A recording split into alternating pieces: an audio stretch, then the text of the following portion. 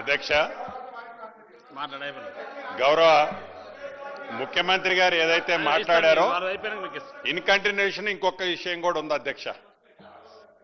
ఏదైతే తుమ్మిడిహట్టి దగ్గర ఆనాడు 2009, 2014లో క్లియరెన్స్ ఇచ్చింది, వాటర్ అవైలబిలిటీ ఉందని సిడబ్ల్యూసి ఇచ్చిన దాని మీద ఆనాటి ప్రభుత్వాలు ఆ తుమ్మిడిహట్టి దగ్గర BR Ambedkar, Pranahita Chevella, Sujala Sravanthi project start చేసినప్పుడు ఆ ప్రభుత్వం 5,500 కోట్ల చిల్లర ఖర్చు పెట్టింది అధ్యక్ష.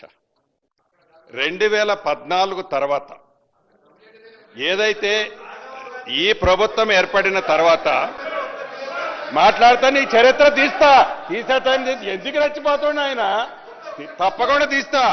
2014 తర్వాత ఇప్పుడు ఆనాటి ఇరిగేషన్ శాఖ మంత్రిగా హరీష్ రావు గారు, ఆనాటి ముఖ్యమంత్రిగా కేసీఆర్ గారు ఉన్నప్పుడు అదే ప్రాజెక్టు మీద 6,100 కోట్లు ఖర్చు పెట్టారు అధ్యక్ష. అంతకుముందు ఉమ్మడి ఆంధ్రప్రదేశ్లో ఉన్నప్పుడు 5,500 కోట్లు ఖర్చు పెడితే 6,100 కోట్లు రాష్ట్ర విభజన జరిగిన తర్వాత ఆ ప్రభుత్వం ఖర్చు పెట్టింది అధ్యక్ష. ఈ ప్రభుత్వం ఖర్చు పెట్టినా ఆ ప్రభుత్వం ఖర్చు పెట్టినా అది ప్రజల సొమ్ము అధ్యక్ష. ఇక్కడ గమనించాల్సింది, మీరు ఎక్స్పర్ట్ కమిటీతో, అనుభవజ్ఞులైన మీకు నచ్చిన ఎక్స్పర్ట్ కమిటీతో ఒక రిపోర్ట్ కాల్ఫర్ చేశారు. కాల్ఫర్ ఎందుకు చేశారు? దాన్ని అవాయిడ్ చేపట్టడం కోసం. ఏదైతే తుమ్మిడిహట్టి దగ్గర కట్టిన, ఇందాక గౌరవ ముఖ్యమంత్రి గారు అనేక జీవోలు కోట్ చేసి పిసి ఘోష్ గారు ఆ నివేదికలో ఇచ్చిన చర్చ సందర్భంగా ఆ నివేదికను ఎక్స్ప్లెయిన్ చేసేటప్పుడు దానికి సంబంధించింది ఎక్స్ప్లెయిన్ చేస్తూ ఏదైతే ఆ తుమ్మిడిహట్టి దగ్గర కట్టే దాని గురించి వివరించినప్పుడు ఆ ఉన్న ఫీజిబిలిటీని కాదు, మాకు కన్వీనియంట్ గా ఉండాలి అని మేడిగడ్డ దగ్గర బ్యారేజీకి ఈ ఎక్స్పర్ట్ కమిటీ రిపోర్ట్ ఇస్తుందని, ఆ మేడిగడ్డ దగ్గర రీడిజైన్ పేరుతో ఒక కొత్త కాన్సెప్ట్ తీసుకురాకపోతే మాకు రావాల్సింది రాదు అని ఒక మంచి ఆలోచనతో మీరు ప్లాన్ చేశారు అధ్యక్ష. మీరు 6,100 కోట్లు ఖర్చు పెట్టినప్పుడు మీ ఆలోచన ఎందుకు లేదు? కనీసం రిపోర్టు ఇచ్చిన దాకైనా ఆగకుండా ఎందుకు ఖర్చు పెట్టారు? అదే మేడిగడ్డ దగ్గర సంబంధించిన 3 బ్యారేజీలు కట్టేటప్పుడు వితిన్ 25 days లో యాప్కోస్కి పర్మిషన్ ఇచ్చేది, డిపిఆర్ చేయమన్నారు, ఎస్టిమేట్ చేశారు, రాత్రికి రాత్రే జీవోలు ఇచ్చారు, టెండర్లు పిలిచారు, ఫౌండేషన్లు వేశారు. 20-25 రోజుల్లోనే ఈ 3 ప్రాజెక్టులు కట్టారు. మీరు అక్కడ ఎక్స్పర్ట్ కమిటీ ఇచ్చిన రిపోర్టుని పక్కన పెట్టారు. 6,100 కోట్లు ఎట్లా ఖర్చు పెట్టారన్నది ఒక అంశం అధ్యక్ష. రెండవది, అదే మేం బేసిజానికి పోలా, ఆడ ఫీజిబిలిటీ వాటర్ ఉందని చెప్పినా కూడా దాన్ని పక్కన పెట్టారు. మీరు సీతారామ ప్రాజెక్టు ఆనాడు ప్రతిపక్షంలో ఉన్న బట్టి విక్రమార్క గారు అనేక సందర్భాల్లో రాజీవ్ సాగర్, ఇందిరా సాగర్కి సంబంధించి మీరు తుంగలో తొక్కి సీతారామ ప్రాజెక్టు తీసుకొచ్చి ఏదైతే 2,800 కోట్లు అయ్యేది 9,000 కోట్లు, మళ్ళీ మేము వచ్చేసరికి మా నెత్తిన 18,000 కోట్లకి రెడీగా ఆర్ఈలు పెడితే దాన్ని మేము రాజీవ్ సాగర్, ఇందిరా సాగర్కి మళ్ళీ సీతారామాన్ని వైండప్ చేసి మేము దానికి పోలా అధ్యక్ష, బేసిజానికి పోలా.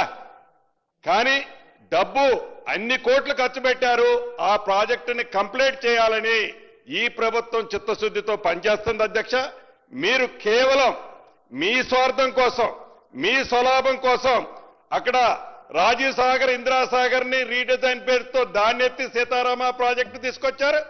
ఇక్కడ తుమ్మిడిహట్టి దగ్గర ఈ ప్రాజెక్టుని ఎత్తి మేడిగడ్డ కాళేశ్వరం పేరుతో ఈ ప్రాజెక్టును తీసుకొచ్చి టోటల్ గా ఒకే ఒక కాన్సెప్ట్ తో ఎట్లా 1,00,000 కోట్లు మనం కొల్లగొట్టాలనే కాన్సెప్ట్ తోనే ఈ ప్రాజెక్టు చేశారు అనేదే ఆ కమిషన్ పూర్తి నివేదికలో ఇచ్చిందన్నది తమర ద్వారా గౌరవ సభ్యులకి, రాష్ట్ర ప్రజలకు కూడా తెలియజేస్తున్న అధ్యక్ష. థ్యాంక్ యూ అధ్యక్ష. గౌరవనీయులు అంటే ముఖ్యమంత్రి గారికి పోయే ముందు పొంగులేటి గారికి కంప్లీట్ చేసి అటు వెళ్తా, పెద్ద ఆయన కదా సార్. ఇప్పుడు సీతారామ ప్రాజెక్ట్ గురించి మాట్లాడినారు. మరి సీతారామ ప్రాజెక్టుకు శంకుస్థాపన చేసినప్పుడు కేసీఆర్ గారు పక్కనే ఉన్నారు కదా వారు he was very much presence in that meeting. So మాయ మాటలు మాయ కథ రోజుకొక డ్రామా చేసే స్వభావం కాదు. మీరు విజువల్స్ తీసుకోండి. మీరు సీతారామ ప్రాజెక్టు చేసేటప్పుడు మీ పార్టీలోనే నేను లేను. ఏం మాట్లాడుతున్నారు? మళ్ళీ చెప్తున్నా, మీరు ఏ ప్రాజెక్టు కట్టినా మీరు గుండె మీద చేసుకొని గుండె మీద చేసుకొని చెప్పండి. హరీష్ రావు గారు, ఏదైతే ఆనాటి ముఖ్యమంత్రి కేసీఆర్ గారు అక్కడ ఏదైతే ఆ కంప్యూటర్ ఆపరేటర్ చూపించే బొమ్మని గూగుల్ చూపించి మీరు డిజైన్లు చేశారే తప్ప తెలంగాణ ప్రజల కష్టాలు, తెలంగాణ ప్రజల సొత్తుని కాపాడాలని ఉద్దేశంగా మీరు కూడా మాట్లాడే ఆ రోజు అవకాశం మీకే లేదు. నేనాడున్న మీ పార్టీలో సీతారామ చేసేనాడు గుర్తు తెచ్చుకోండి. అపోజిషన్ లీడర్ ఉండి మీరు ఏదైతే ఖమ్మం జిల్లాలో ఫౌండేషన్ వేసేటప్పుడు రోలపాడు దగ్గర నేను పార్లమెంటు సభ్యుడిగా వైఎస్ఆర్ కాంగ్రెస్ పార్టీలో ఉన్నా, గుర్తు తెచ్చుకోండి. సార్ 9 ఏళ్లు బీఆర్ఎస్ పార్టీలోనే ఉన్నారు కదా. సీతారామ ప్రాజెక్ట్ నిర్మించేటప్పుడు ఏ రోజు కూడా మీరు వ్యతిరేకించలే కదా. ఆ రోజు కూడా వ్యతిరేకించలే. ఎనీవే, అయితే బీఆర్ఎస్ లో ఉంటే ఒప్పు, కాంగ్రెస్ లో పోతే తప్పైతుందా సార్? ఎనీవే, ఇప్పుడు పొంగులేటి గారిని ఒక విషయంలో ఐ అప్రిషియేట్, వారికి ధన్యవాదాలు కూడా చెప్పాలి. నేను ఒక మాట ఏమన్నారంటే 2014 కంటే ముందు మేము 5,500 ఖర్చు పెట్టాం. సరే, 5,500లో మొబిలైజేషన్ అడ్వాన్స్ ఎంత, అది కథ వేరే, తర్వాత చెప్తా. సరే, తర్వాత ఏమన్నారంటే 6,100 బీఆర్ఎస్ పార్టీ ఖర్చు పెట్టిందని చెప్పినందుకు నేను థ్యాంక్స్ చెప్తా ఉన్నా. ఎందుకు ఈ థ్యాంక్స్ చెప్తున్నా అధ్యక్ష, దట్ షోస్ అవర్ సిన్సియారిటీ. అంటే మేము 2014 జూన్ 2 అధికారంలో వచ్చిన తర్వాత 7-8 నెలల పాటు యథావిధిగా ప్రాణహితను కట్టాలని అన్ని ప్రయత్నాలు చేశాము, ప్రాజెక్టును కొనసాగించాము. ఆ తర్వాత వరుసగా మహారాష్ట్రతో 5-6 మీటింగులు పెట్టడం, వాళ్ళు ససేమిరా అనడము, ఆ తర్వాత సిడబ్ల్యూసి నీళ్లు లేవనడము, తమ్మిడిహట్టి దగ్గర wild life project Chaprala wild life ఉందన్న తర్వాత ఇక లాభం లేదు అని చెప్పి మేము 8 నెలల తర్వాత నిర్ణయం తీసుకున్నాం. మేము ముఖ్యమంత్రి గారు చెప్పినట్టు ప్రీ డిటర్మైండ్ లేము. అన్ని ప్రయత్నాలు చేసిన తర్వాత మహారాష్ట్ర ఒప్పుకోలేదు. ఇది ఒకటి. అధ్యక్ష, అరే ఏం సార్ ఇది? మీరు తుమ్మిడిహట్టి దగ్గర గౌరవ మంత్రిగా మాజీ మంత్రి గారు ఏదైతే అంటున్నారో, తుమ్మిడిహట్టి దగ్గర 8 నెలలు ఓపిక బట్టి మేము 6,500, మీలాగా మేము అబద్ధాలు పొద్దున్న లెగిస్తే చెప్పం. మీరు 6,100 కోట్లు ఖర్చు పెట్టింది అన్నది అది మీ ఇంట్లో సొమ్ము కాదు, మా ఇంట్లో సొమ్ము కాదు, అది ప్రజల సొమ్ము. మీరు ఖర్చు పెట్టిన దాన్ని బేఫికర్గా ఖర్చు పెట్టారనే చెప్తున్నాం. అది మిమ్మల్ని అప్రిషియేట్ చేశామా, మీ చిత్తశుద్ధిని గురించి కాదు. అంత ఖర్చు పెట్టిన మీరు ఆ ప్రాజెక్టుని వైండప్ చేసేటప్పుడు సుమారు 11,000 కోట్లు పైగా ఖర్చు పెట్టాం కదా, ఎందుకని మీకు ఆలోచన రాలేదనేది కూడా నేను మరొక్కసారి కూడా వారిని అడుగుతున్నా.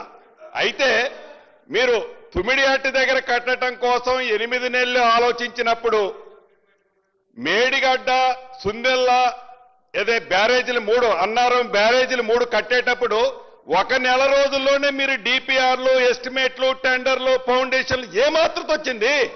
అర్ధరాత్రి కట్టాలన్న ఆలోచన ఎందుకు వచ్చింది? ఇందాక గౌరవ సభ్యులు ఆదివారం నాడు సభ పెడితే ఏదో చేయడానికి పెట్టారంటున్నారు.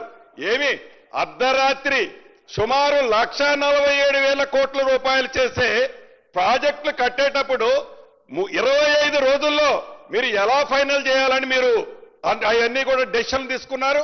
అక్కడైతే 8 నెలలు ఆగినట్టున్నారు. ఇక్కడ 25 రోజుల్లో తొందరపడి డెసిషన్ తీసుకోవాల్సిన అవసరమే వచ్చింది. ఒక్కసారి గుమ్మడికాయల దొమ్మ అంటే మీ వెనక మీ స్వార్థం, ఎలా మనం కొల్లగొట్టాలి, ఏం చేయాలి, ఈ కొల్లగొట్టే దాన్ని ఆలోచనతో మీ తాపత్రయం తప్ప తెలంగాణ ప్రజల కోసం మీ తాపత్రయం ఏంటన్నది ఆ కమిషన్ రిపోర్ట్ చెప్తుంది. అధ్యక్ష, రైట్ అధ్యక్ష, పొంగులేటి గారు చెప్పింది పూర్తిగా సత్యదూరం. 25 రోజులు అన్నారు.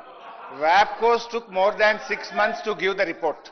వ్యాప్కోస్ రిపోర్ట్ వచ్చిన తర్వాత మళ్ళీ టెండర్స్ పిలవడానికి కూడా నాకు సబ్జెక్ట్ టు కరెక్షన్ 2-3 నెలలు పట్టింది. 25 రోజుల్లో రాత్రికి రాత్రి తీసుకున్న నిర్ణయం కాదు. Let him correct. ఒకటి.